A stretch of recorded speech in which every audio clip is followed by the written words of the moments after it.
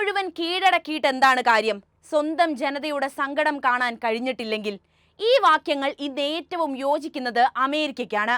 നിങ്ങളുടെ ആയുധങ്ങൾ കൊലപ്പെടുത്തിയ പാവപ്പെട്ട മനുഷ്യരുടെ കണ്ണീരിന്റെ ശാപമാണ് ഇതിനെല്ലാം കാരണം. എന്തുണ്ടായിട്ടും അമേരിക്കൻ ജനത ഇന്ന് ദുഃഖത്തിലാണ്. അവർക്ക് സന്തോഷം കിട്ടാക്കനിയായിരിക്കുന്നു. യുദ്ധത്തിൽ ശ്രദ്ധിച്ച് ഭരണാധികാരികൾ ജനതയുടെ ജീവിതം നശിപ്പിച്ചു കളഞ്ഞു. എന്താണ് അമേരിക്കൻ ജനതയുടെ ശാപം? നമുക്ക് പരിശോധിക്കാം. 2024-25 അമേരിക്കയുടെ വർഷമായിരുന്നു. 4 വർഷം നീണ്ടുനിന്ന ജോ ബൈഡൻ ഭരണകൂടം പടിയിറങ്ങുകയും പകരം ട്രംപിന്റെ പുതിയ ഭരണം അമേരിക്കയിൽ ആരംഭിക്കുകയും ചെയ്തു കഴിഞ്ഞു. ട്രംപ് വന്നതോടെ അമേരിക്ക വാർത്തകളിൽ സജീവമാകുകയും ചെയ്തു. അമേരിക്കയുടെ പണം അമേരിക്കക്കാർക്ക് എന്ന ട്രംപിന്റെ പിടിവാശിയിൽ നാറ്റോയോടും WHO പോലും US പിണങ്ങി മാറി നിന്നു. 3 വർഷക്കാലം യുദ്ധമുഖത്ത് ഉക്രൈനോടൊപ്പം നിന്ന അമേരിക്ക പെട്ടെന്ന് തന്റെ നിലപാട് മാറ്റി റഷ്യയ്ക്കൊപ്പം നിൽക്കാൻ തുടങ്ങി. യുദ്ധത്തിന്റെ പൂർണ്ണ ഉത്തരവാദിത്തം ഉക്രൈനാണെന്ന് പറഞ്ഞ് കുറ്റപ്പെടുത്താൻ കിട്ടിയ ഒരവസരവും ട്രംപും ഉപചാരകരും പാഴാക്കിയതുമില്ല. അനധികൃത കുടിയേറ്റമെന്ന് ബോധ്യപ്പെട്ട് അമേരിക്കയിൽ നിന്നും കൈവിലങ്ങുകൾ വെച്ച് യുദ്ധവിമാനത്തിൽ കയറ്റി ഒരുപാട് മനുഷ്യരെ നാടുകടത്തി. ഇന്ത്യയിലെത്തിയവരെ നമുക്ക് ഓർമ്മ കാണും അല്ലേ? കാനഡയും പനാമ കനാലും ഗ്രീൻലാൻഡും എന്തിന് ഗാസ വരെ ഏറ്റെടുത്ത് ലോകത്തിന്റെ നെറുകയിൽ അമേരിക്കയുടെ അപ്രമാദിത്വം സ്ഥാപിക്കാൻ ശ്രമിച്ചിട്ടും അവിടുത്തെ ജനങ്ങൾക്ക് സന്തോഷമേ ലഭിച്ചിട്ടില്ല. പുതിയ പ്രസിഡന്റ് ഒക്കെ എത്തിയതോടെ ലോകത്തിന്റെ കണ്ണുകൾ മുഴുവൻ അമേരിക്കയിലായിരുന്നു. പക്ഷേ ഇതിലൊന്നും അമേരിക്കക്കാർ അത്ര ഹാപ്പി അല്ല എന്നാണ് ഇവിടെ നമ്മൾ എടുത്തു പറയേണ്ട ഒരു വസ്തുത. പുറത്തു വന്ന വേൾഡ് ഹാപ്പിനെസ് റിപ്പോർട്ട് പ്രകാരം അമേരിക്കയിലെ ആളുകൾ ഹാപ്പിനെസ് സൂചിക താഴ്ന്നിരിക്കുകയാണ്. സൂചികയിൽ അമേരിക്ക 147 രാജ്യങ്ങളിൽ 24-ാം സ്ഥാനത്താണുള്ളത്. ഒന്ന് ആലോചിച്ച് നോക്കണം. എല്ലാ വിധത്തിലും ഉയർന്ന നിലവാരം പുലർത്തുന്ന അമേരിക്കയ്ക്കാണ് ഈ അവസ്ഥ വന്നിട്ടുള്ളത്. കഴിഞ്ഞ വർഷത്തെ അപേക്ഷിച്ച് ഒരു സ്ഥാനം താഴെയായിട്ടാണ് രേഖപ്പെടുത്തിയിട്ടുള്ളത്. ഇതോടെ 12 വർഷത്തിനിടയിൽ റിപ്പോർട്ട് പുറത്തിറക്കിയതിനു ശേഷം ലോകത്തിലെ ഏറ്റവും സന്തോഷകരമായ 20 രാജ്യങ്ങളിൽ അമേരിക്ക റാങ്ക് ചെയ്യപ്പെടാത്ത ആദ്യ വർഷമായിട്ട് 2024 മാറുകയാണ്. വേൾഡ് ഹാപ്പിനെസ് റിപ്പോർട്ടിൽ അമേരിക്കയുടെ ഏറ്റവും ഉയർന്ന റാങ്കിങ് 2023-ലെ 15-ാം സ്ഥാനമായിരുന്നു. അമേരിക്കക്കാർ മുഖം ചുളിക്കുന്നതിനുള്ള പ്രധാന കാരണങ്ങളിലൊന്ന് ഒറ്റയ്ക്ക് താമസിക്കുന്നവരുടെ എണ്ണം വർദ്ധിച്ചതാണെന്നാണ് റിപ്പോർട്ട് പറയുന്നത്. കുടുംബ വിപുലീകരണത്തിനുള്ള കുറവ്, വിവാഹത്തിലും രക്ഷകർത്തൃത്വത്തിലുമുള്ള കാലതാമസം, സ്ത്രീകൾക്ക് വർദ്ധിച്ചു വരുന്ന സാമ്പത്തിക അവസരം എന്നിവയാണ് അമേരിക്കക്കാർ ഒറ്റയ്ക്ക് ജീവിക്കാനുള്ള താല്പര്യം വർദ്ധിക്കാനുള്ള ഒരു കാരണമായിട്ട് പറയുന്നത്. പണപ്പെരുപ്പം കുടുംബ ബജറ്റുകളെ ബാധിച്ചതിനാൽ അധിക ചെലവുകൾ കുറയ്ക്കാൻ ആളുകൾ നിർബന്ധിതരായിട്ടുമുണ്ട് എന്നും റിപ്പോർട്ടുകൾ പറയുന്നു. എന്തൊക്കെ ഘടകങ്ങളാണ് അമേരിക്കയുടെ സന്തോഷം ഇല്ലാതാക്കിയെന്ന് നമുക്ക് വ്യക്തമായിട്ട് മനസ്സിലാക്കാം. ഒന്നാമത്തത് സാമൂഹിക ഒറ്റപ്പെടലും ഏകാന്തതയും തന്നെയാണ്. ഒറ്റയ്ക്ക് ഭക്ഷണം കഴിക്കുന്ന അമേരിക്കക്കാരുടെ എണ്ണം ഗണ്യമായി വർദ്ധിച്ചു വരുന്നു എന്നാണ് റിപ്പോർട്ടുകൾ പറയുന്നത്. 2023-ൽ 4 പേരിൽ ഒരാൾ കഴിയുന്നത് ഒറ്റയ്ക്കാണെന്ന് റിപ്പോർട്ടുകൾ വന്നിട്ടുണ്ടായിരുന്നു. 2003 മുതൽ ഇത് 53% വർധനവാണ് ഈ കാര്യത്തിൽ രേഖപ്പെടുത്തിയിട്ടുള്ളത്.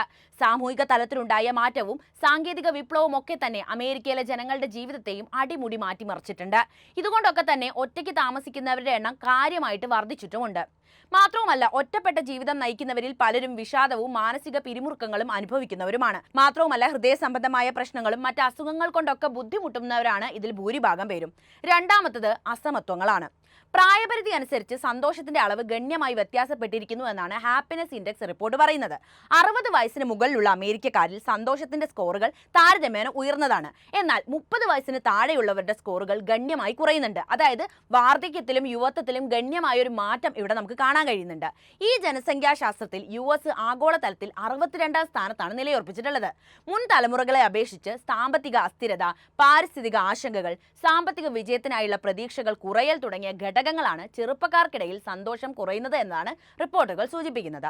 ഈ പ്രശ്നങ്ങളെ അഭിസംബോധന ചെയ്യുന്നതിനും പരിഹരിക്കുന്നതിനും വേണ്ടി സാമൂഹിക ബന്ധങ്ങൾ വളർത്തിയെടുക്കുക, പ്രതീക്ഷകൾ നൽകുക, മാനസിക ക്ഷേമം പ്രോത്സാഹിപ്പിക്കുന്ന നയങ്ങൾ നടപ്പിലാക്കുക എന്നിവയുൾപ്പെടെ ബഹുമുഖ സമീപനം ആവശ്യമാണ്. സാമൂഹിക ഇടപെടൽ പ്രോത്സാഹിപ്പിക്കുക, മാനസികാരോഗ്യ സംരംഭങ്ങളെ പിന്തുണയ്ക്കുക, സാമൂഹിക മൂല്യങ്ങൾ പുനർമൂല്യനിർണ്ണയം ചെയ്യുക എന്നിവ US-ലെ സന്തോഷ നിലവാരം മെച്ചപ്പെടുത്താൻ സഹായിക്കാനുള്ള സാധ്യതയുണ്ട്. അമേരിക്കക്കാരുടെ സന്തോഷം കുറയാനുള്ള മറ്റ് കാരണങ്ങൾ സ്വാതന്ത്ര്യം പോലുള്ള ഘടകങ്ങൾ തന്നെയാണ്. അഴിമതിയെക്കുറിച്ചുള്ള ആശങ്കയും അമേരിക്കയ്ക്ക് ഏറ്റവും കുറഞ്ഞ സ്കോർ നേടിക്കൊടുത്തതിന്റെ മാനദണ്ഡങ്ങളിൽ ഒന്നാണ്. രാഷ്ട്രീയ ധ്രുവീകരണത്തിലെയും വ്യവസ്ഥിതിക്കെതിരായ വോട്ടുകളിലെയും വർധനവാണ് റാങ്കിങ്ങിൽ അമേരിക്കയുടെ ഇടിവിന് കാരണമാകുന്ന മറ്റൊരു ഘടകം എന്നും റിപ്പോർട്ട് പറയുന്നുണ്ട്. സന്തോഷ റാങ്കിങ്ങിൽ അമേരിക്ക ഇടിവ് നേരിട്ടപ്പോൾ ഫിൻലാൻഡ് തുടർച്ചയായ 8-ാം വർഷവും 1-ാം സ്ഥാനം സ്ഥാനം നിലനിർത്തുന്ന കാഴ്ചയാണ് നമ്മൾ കണ്ടത്. ഫിന്നിഷ് ആളുകൾ അവരുടെ ജീവിതത്തിൽ താരതമ്യേന സംതൃപ്തരാണ് എന്ന് തോന്നുന്നുവെന്നാണ് ആൾട്ടോ സർവകലാശാലയിലെ ക്ഷേമത്തിലും സന്തോഷ ഗവേഷണത്തിലും വിദഗ്ധനായ അസിസ്റ്റന്റ് പ്രൊഫസർ ഫ്രാങ്ക് മാർട്ടലെ AFPയോട് പറഞ്ഞത്. ഇവിടെ ജനാധിപത്യം നന്നായി പ്രവർത്തിക്കുന്നുണ്ട്, നമുക്ക് സ്വതന്ത്രമായ തെരഞ്ഞെടുപ്പുകൾ, അഭിപ്രായ സ്വാതന്ത്ര്യം എന്നിവയൊക്കെയുണ്ട്. ഇവയെല്ലാം ഉയർന്ന തരത്തിലുള്ള ദേശീയക്ഷേമം നൽകുന്നുവെന്നും അദ്ദേഹം കൂട്ടിച്ചേർത്തു. ഏറ്റവും സന്തോഷകരമായ രാജ്യങ്ങളുടെ പട്ടികയിൽ ആദ്യ 10-ൽ ഇടം നേടിയ മറ്റ് രാജ്യങ്ങൾ ഏതൊക്കെയാണെന്ന് നോക്കാം. Denmark, Iceland, Sweden, Netherlands, Costa Rica, Norway, Israel, Luxembourg, Mexico എന്നിവയാണവ.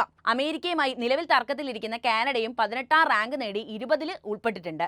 കോസ്റ്ററിക്കയും മെക്സിക്കോയും ആദ്യ 10 റാങ്കിങ്ങിൽ ഇടം നേടുന്നത് ഇത് ആദ്യമായിട്ടുമാണ്. അതേസമയം പതിവ് പോലെ അഫ്ഗാനിസ്ഥാൻ തന്നെയാണ് പട്ടികയിൽ ഏറ്റവും പിന്നിലുള്ളത്. ഇതിൽ ഇന്ത്യയുടെ സ്ഥാനം ഏതാണെന്ന് അറിയുമോ? നിങ്ങൾക്കറിയുമെങ്കിൽ ഉടൻ തന്നെ കമന്റായി രേഖപ്പെടുത്തുക.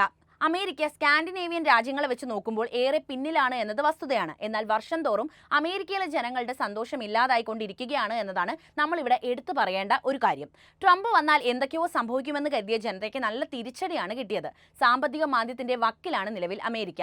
അമേരിക്കൻ പ്രസിഡന്റ് ഡൊണാൾഡ് ട്രംപിന്റെ നയങ്ങൾ അമേരിക്കയെ പ്രതികൂലമായി ബാധിക്കുന്നതായി രാജ്യാന്തര മാധ്യമങ്ങളും റിപ്പോർട്ട് ചെയ്യുന്നുണ്ട്. അമേരിക്കൻ ബിസിനസ്സിലും ഡിമാൻഡിലും ഉണ്ടായ ഇടിവ് ഇതിന്റെ പ്രതിഫലനമായി കണക്കാക്കുന്നു. ട്രംപിന്റെ തീരുവകൾ ഓഹരി വിപണികളെ ബാധിച്ചതിനാൽ ഈ വർഷം US സമ്പദ് വ്യവസ്ഥ മാന്ദ്യത്തിലേക്ക് കടക്കാനുള്ള സാധ്യത വർദ്ധിച്ചു വരികയാണെന്ന് സാമ്പത്തിക വിദഗ്ധർ പറയുന്നു. ഈ വിഷയവുമായി ബന്ധപ്പെട്ട ചോദ്യത്തിന് ചില പരിണാമങ്ങൾ സംഭവിക്കും എന്നായിരുന്നു ട്രംപിന്റെ മറുപടി.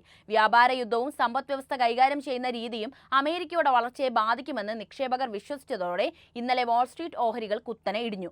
ആ വിൽപ്പനാ സമ്മർദ്ദം മറ്റ് രാജ്യങ്ങളിലെ ഓഹരി വിപണികളിലും കാണുന്നുണ്ട്. ട്രംപിന്റെ നയങ്ങൾ മൂലം അമേരിക്കയിൽ റിസഷൻ ഉണ്ടാകുമോ എന്ന ചിന്തയിൽ നിന്ന് ഉത്ഭവിച്ച ട്രംപ് സെഷൻ എന്ന പദം ഇപ്പോൾ വൈറലായിരിക്കുകയാണ്. ട്രംപിന്റെ വ്യാപാര യുദ്ധങ്ങൾ അമേരിക്കൻ സമ്പദ് വ്യവസ്ഥയ്ക്ക് പ്രതീക്ഷിച്ചതിലും കൂടുതൽ നാശനഷ്ടങ്ങൾ വരുത്തുമെന്നും മുന്നറിയിപ്പ് നൽകുന്നുണ്ട്. വാൾസ്ട്രീറ്റ് സാമ്പത്തിക വിദഗ്ധർ അമേരിക്കയുടെ വളർച്ചാ പ്രവചനങ്ങൾ താഴ്ത്തിയിട്ടുമുണ്ട്. മൊത്ത ആഭ്യന്തര ഉൽപ്പാദനവും തൊഴിൽ കുറഞ്ഞതോടെ സാമ്പത്തിക വിദഗ്ധർ ഒന്നാകെ അമേരിക്കൻ സമ്പദ് വ്യവസ്ഥ തളരും എന്ന മുന്നറിയിപ്പും നൽകി കഴിഞ്ഞു.